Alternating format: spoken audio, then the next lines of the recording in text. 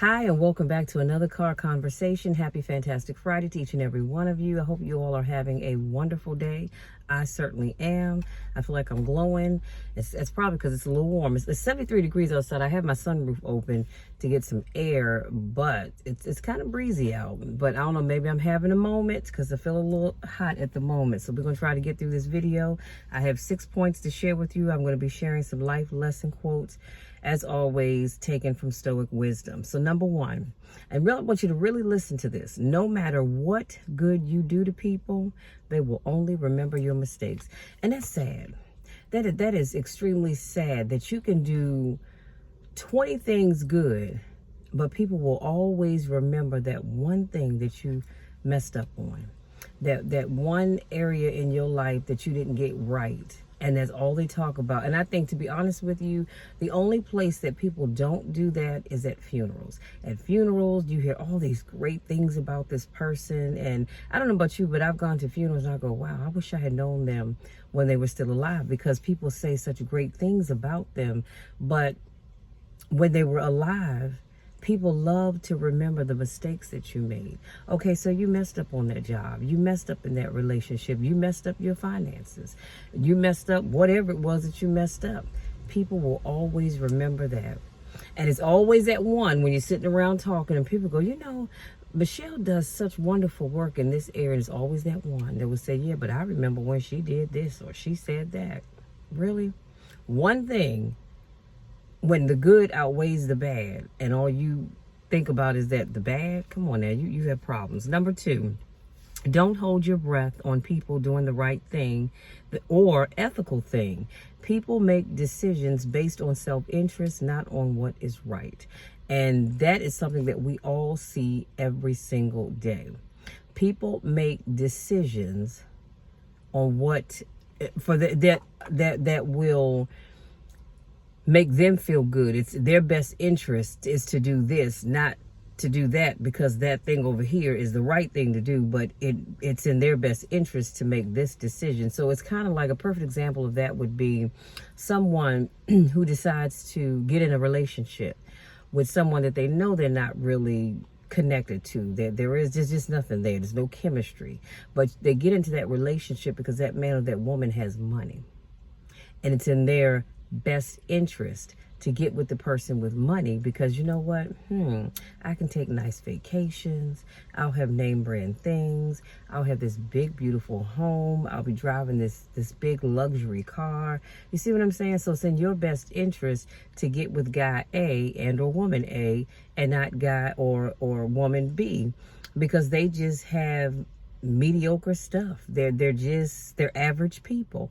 Good people, but average people. So the right thing would be to get with the average person that you have that connection with, but people don't do that. They go with person A because they're self-serving. It's what can I get from this person? See, person A can give you what person B can't. So we have to make sure that you are not sitting around waiting for people to do the right thing, because if you are, I promise you, you will be disappointed every time. Well, maybe not every time, but most times. Number three, don't quit. Sometimes the things you are hoping for come at unexpected times. One thing I do know about life, and I don't know where you are in your Christian walk or whatever religion you choose to practice, but one thing I do know is that if you don't quit, the Bible says, faint not. The best is yet to come. And if you don't think so, I want you to think back to where you were 10 years from now.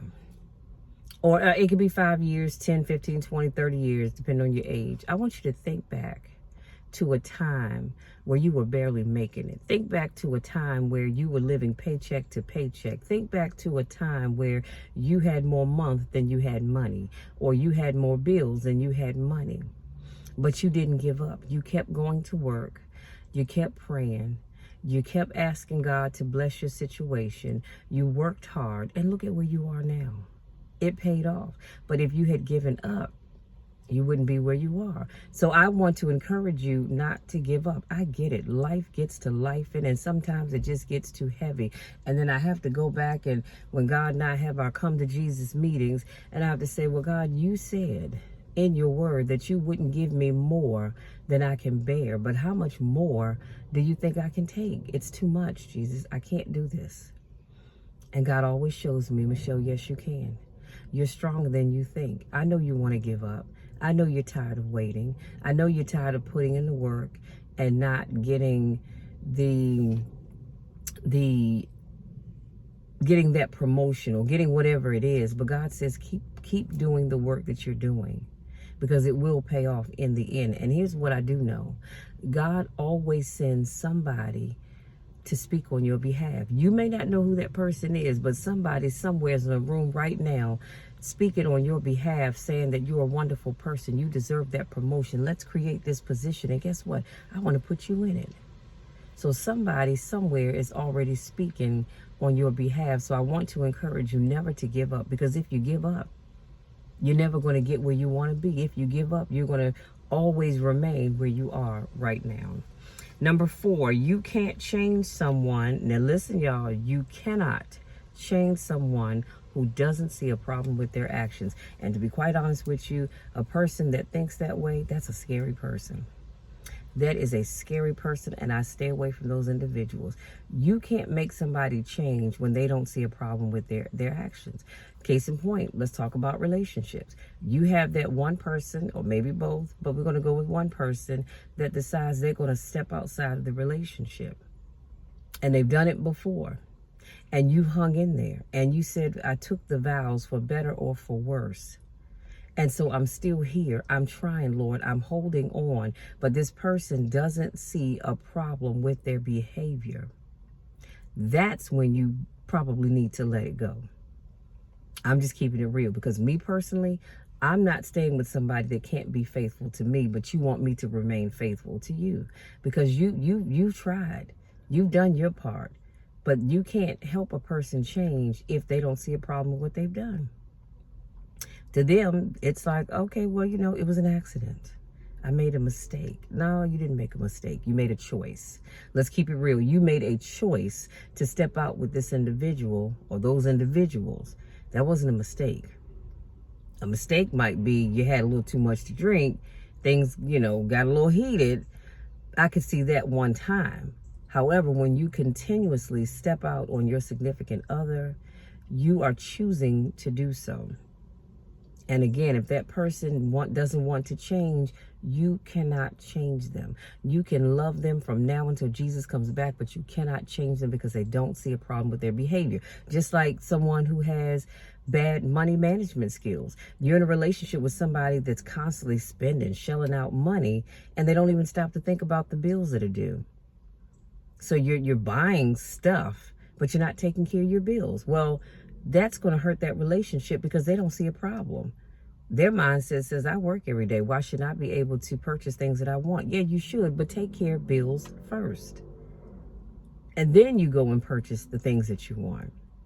But until that person sees that their behavior is a problem, sweetie, you can't change them.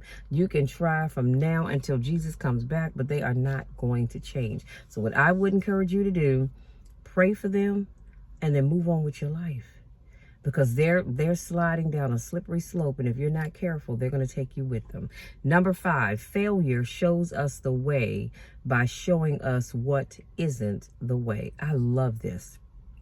I love this. We learn from our failures, but I love the way this is worded. I'm going to say it one more time. Failure shows us the way by showing us what isn't the way. So when you try a business idea and it doesn't work out, well, you've learned what doesn't work, right? So now you can take what didn't work and revamp it and try it again. Now, some parts of trying it again may work, some don't. Well, again, whatever doesn't work, it's showing you that these are the things you need to tighten up. Maybe you need to go back to the drawing board and do something different.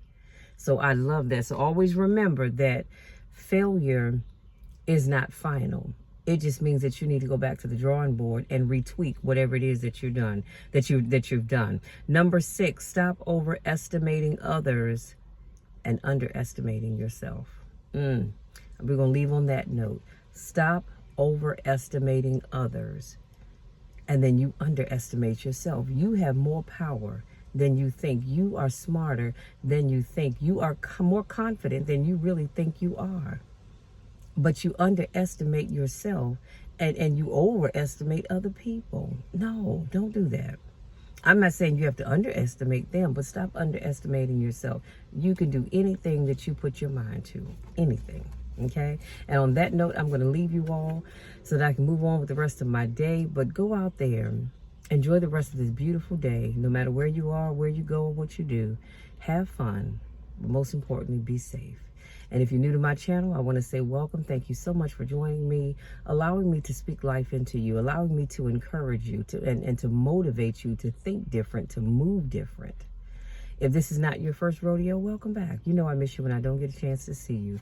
Again, go out there, you guys. Enjoy the rest of your day. And always know that the best is yet to come for you. The best is yet to come for me. The best is yet to come for us. I love you to the moon and back, and there's nothing you can do about it. Love you all. We'll talk again soon.